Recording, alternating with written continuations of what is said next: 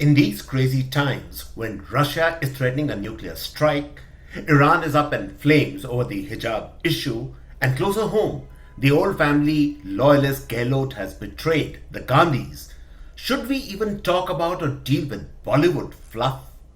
After all, according to some, is not Bollywood all glitter and no substance?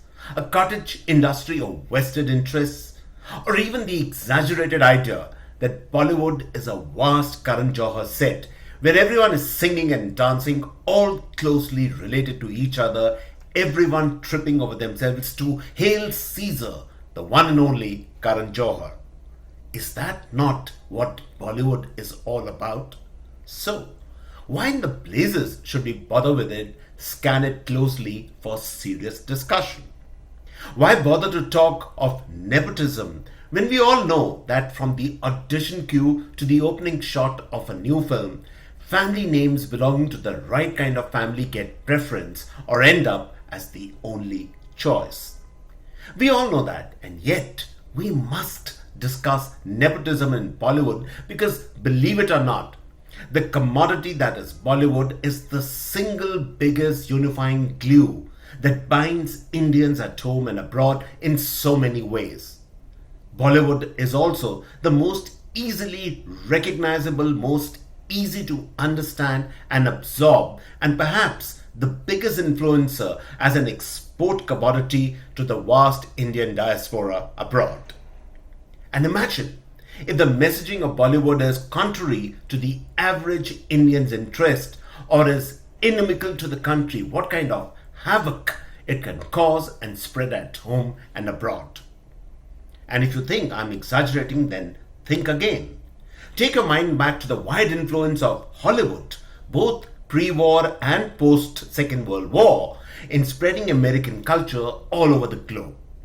It would not be an exaggeration to say our love for all things American, to a large extent, has been made possible by our assimilation of American movies, culture, and trends down the ages. Today, Bollywood finds itself in a similar pole position as once Hollywood had been in its heyday.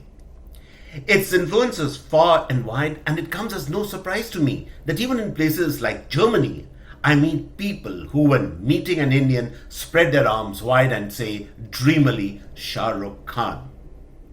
If that be the case, then what is the problem, you might ask, with Bollywood, or rather a nepotistic Bollywood? I will explain all that in a minute, but first, a very warm welcome to all viewers of the CAA show.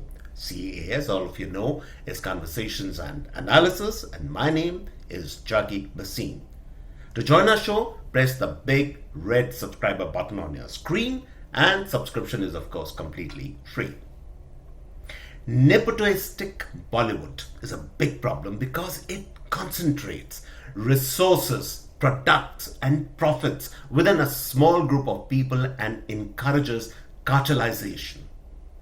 Cartelization, both economically and culturally, is a terrible thing because it prevents the democratization and free distribution of a product and services. The cartelization of Bollywood in the hands of a few and some families is the single biggest reason why Bollywood, despite its spread and distribution far and wide, is still not a regular industry.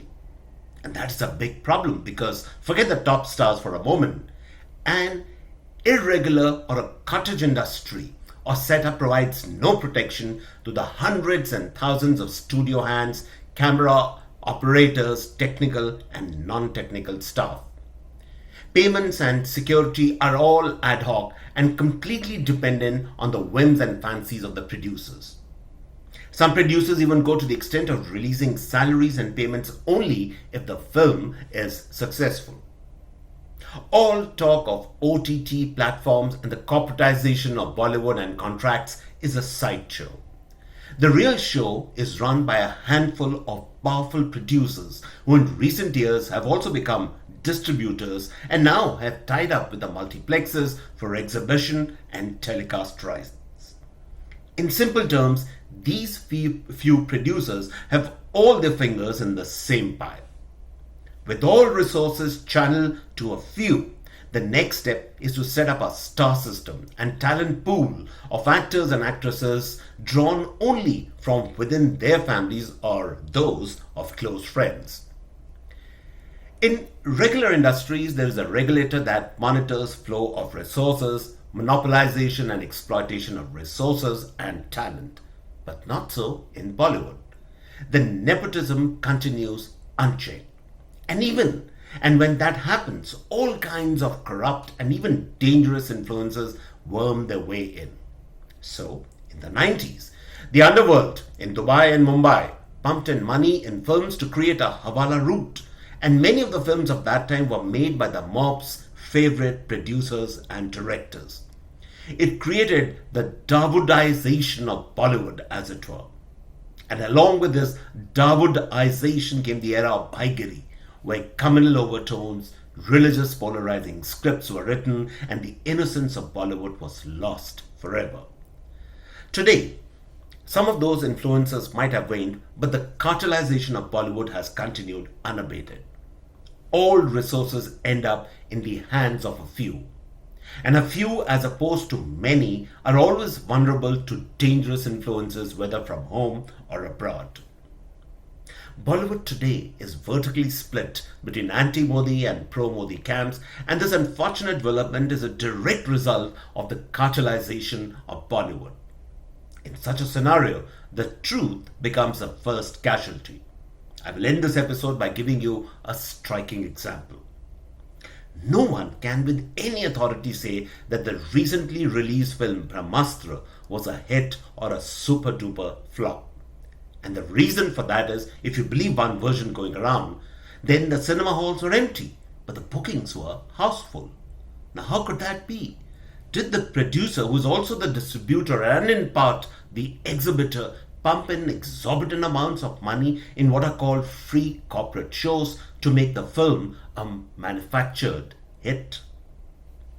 We will never know. Choose whatever side you believe in. This is what happens in an unregulated industry controlled by a few. Credibility of any kind is always on the line. And so, on this note, I come to the end of this episode of the CAA Show, and I hope you really enjoyed this episode.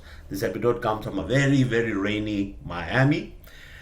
And if you like our show, do subscribe to us. And on this note, it's goodbye and cheers from my end.